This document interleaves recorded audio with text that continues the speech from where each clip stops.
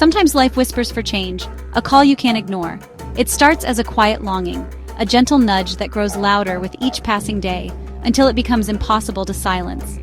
For me, that call led to Chile, a place I'd only seen in books and documentaries, but one that sparked my imagination every time I heard its name. My life had become predictable, and I craved something bold. I wanted to break free from the routine, to shake up my world and see what else was out there. I wanted to prove I could be brave, to stand on my own far from home. I needed to know if I could rely on myself, truly and completely. The idea of traveling alone was terrifying, but thrilling. My heart raced at the thought of stepping into the unknown, with no one to lean on but myself. Why Chile? It's a country of extremes, the world's driest desert, where the sun paints the sand gold and the sky stretches endlessly above.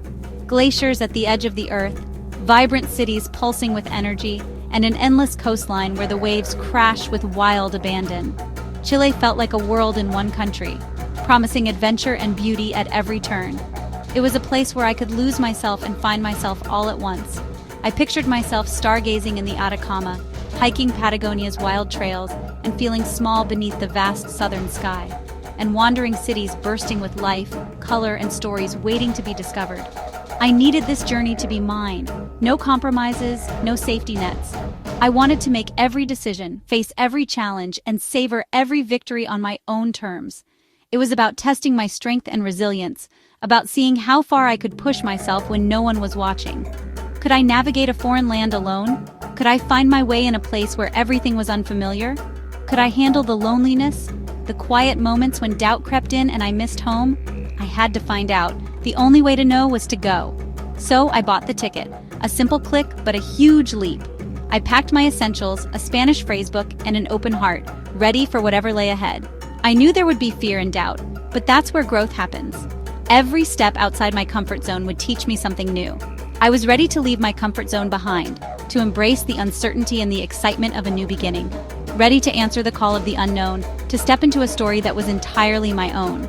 Chile was waiting, wild and beautiful, full of promise and possibility. This was more than a trip. It was a promise to myself, a promise of adventure, of courage, and of transformation, growth and discovery. I was ready to be changed by the journey, to let Chile shape me in ways I couldn't yet imagine. I was finally ready to see what I was truly capable of, to test my limits and embrace the unknown. And so my journey began, with hope, with courage, and with a heart wide open to the adventure ahead. The plane touched down in Santiago, and my heart raced with anticipation. I pressed my face to the window, taking in the jagged peaks of the Andes and the sprawling city below, realizing this was the moment I'd been waiting for. Stepping into the Chilean air, everything felt new, brighter, louder, more alive. The energy of the city buzzed around me, and I could feel the excitement in my bones. Alone, I felt both fear and freedom. The world seemed huge, but for the first time, it was all mine to explore. My first challenge: get from the airport to my hostel. It seemed simple, but in a new country, even small tasks felt like adventures. Every sign was in Spanish, but I managed to buy a ticket and find the right bus. My heart pounded as I double-checked the route, hoping I hadn't made a mistake. As Santiago's skyline and the distant Andes rolled by, I felt a smile spread across my face.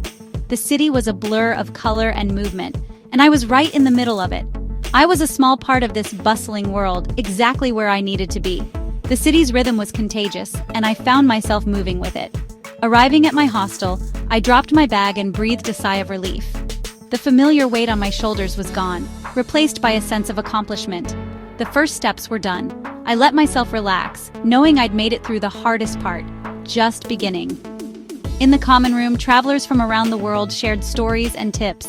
Laughter echoed off the walls, and I realized I wasn't truly alone. I realized I was part of a global community of explorers. Each person had their own journey, but we were all connected by the thrill of discovery. That evening, I wandered through Bella Vista, music, murals, and the smell of street food everywhere. The neighborhood pulsed with life, and every corner promised something new. I ordered my first Chilean meal, fumbling through Spanish, but the waiter was patient. We laughed together as I tried new words, and I tasted flavors I'd never known before. Surrounded by unfamiliar sounds, I didn't feel scared, I felt alive.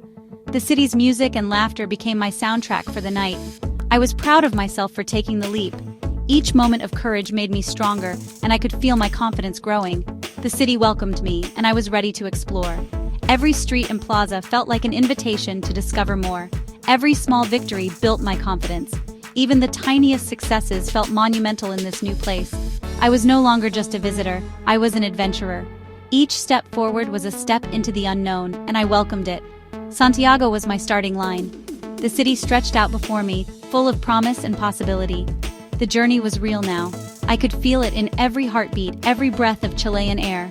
I was ready for whatever came next. The unknown no longer felt intimidating, it felt exciting. Chile had opened its doors and I stepped through, eager to see what adventures awaited me on the other side. From Santiago, I flew north to the Atacama Desert, the driest place on Earth. Stepping into Calama felt like landing on another planet, endless red earth, blue sky, and silence. San Pedro de Atacama became my oasis, a slow-paced town perfect for reconnecting with nature. I explored Valle de la Luna, where sand dunes and rock formations looked otherworldly. Watching the sunset paint the desert in pinks and purples was breathtaking. Floating in the salty Sejar Lagoon, I felt weightless and at peace. The desert silence let me hear my own thoughts. But the real magic came at night, stargazing under one of the clearest skies on Earth. Through a telescope, I saw Saturn's rings and the Milky Way stretching overhead. Lying beneath that infinite sky, my worries shrank. The Atacama taught me perspective. In its vastness, I found clarity. The desert made me feel small, but also deeply connected to the world. It was a place where wonder was everywhere. After the desert's quiet, I craved energy, so I went to Valparaiso. Built on steep hills, the city is a maze of colorful houses and winding streets. Every wall bursts with murals and street art. Creativity is everywhere. Riding the old funiculars felt like stepping back in time. I spent days getting lost, discovering hidden cafes and stunning ocean views. The people were as vibrant as the city. Artists, musicians, storytellers. Their pride and resilience were infectious. Sitting at a cafe in Terro Alegre, overlooking the harbor, I felt pure joy. The city's chaos was beautiful, its imperfections inspiring. Valparaiso taught me to embrace unpredictability and see beauty in the unexpected. It's not a polished city, but that's its magic. Here, wandering is an art form. Every corner held a new surprise. The city's soul was impossible to ignore. Valparaiso made me see the world with new eyes. The final leg, Patagonia, the place I dreamed of most. I flew south to Torres del Paine, a land of jagged peaks and wild winds. The W Trek is legendary, and I tackled parts of it as day hikes. The climb to Mirador Las Torres was grueling, aching legs, burning lungs, but I kept going. Reaching the top, the granite towers rose above a turquoise lake.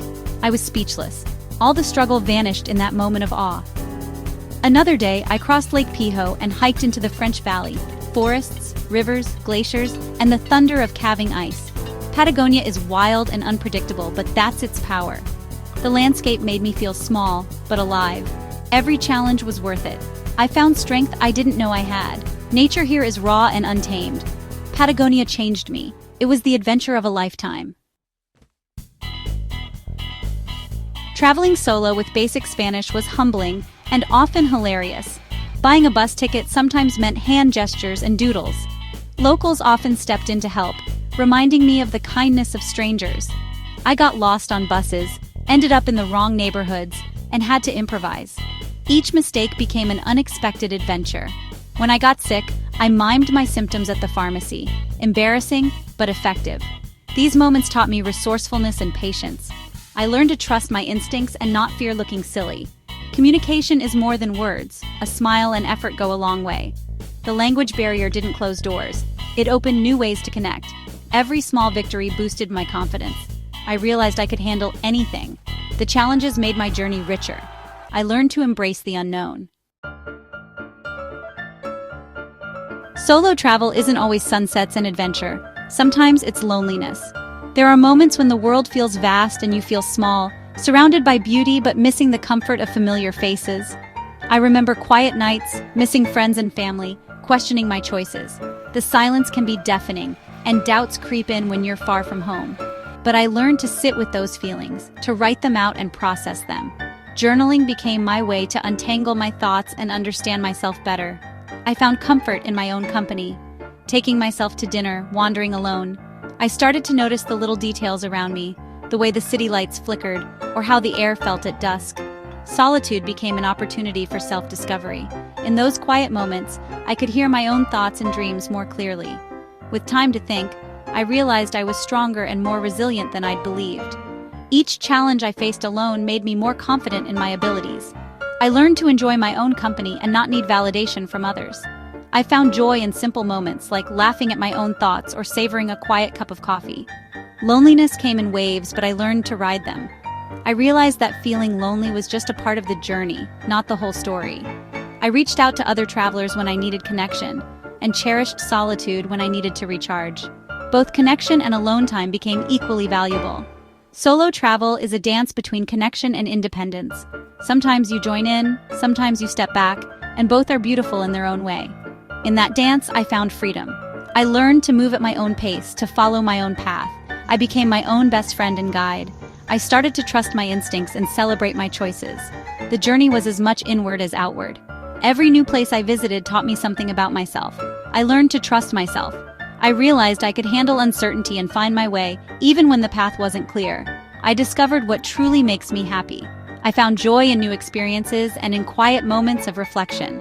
Being alone didn't mean being lonely, it meant being whole. I learned to embrace solitude as a gift, not a burden. That was the greatest gift of all, a sense of wholeness and peace within myself. Food became my window into Chilean culture. In Santiago, I devoured completos, Chilean hot dogs loaded with avocado and mayo. Empanadas, especially the classic de pino, became a favorite. On the coast, I tasted fresh ceviche and hearty caldillo de congrio. Each dish told a story of land and sea. Markets like La Vega Central buzzed with life, vendors, colors, and new fruits to try. Pebre, a spicy salsa, was served everywhere, a taste of Chilean hospitality. Chilean wine and pisco sours became rituals, shared with new friends. Every meal was a celebration of place and people. The flavors became memories, tied to moments and faces. Food was more than sustenance, it was connection. Through food, I felt at home. Each bite deepened my love for Chile. The country's story was written in every meal. My solo journey in Chile changed me forever. I returned home more confident, independent, and open to the world.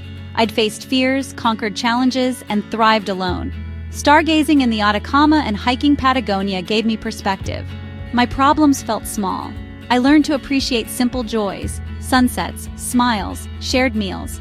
If you're scared to travel solo, go anyway. The world is kinder and bigger than you think.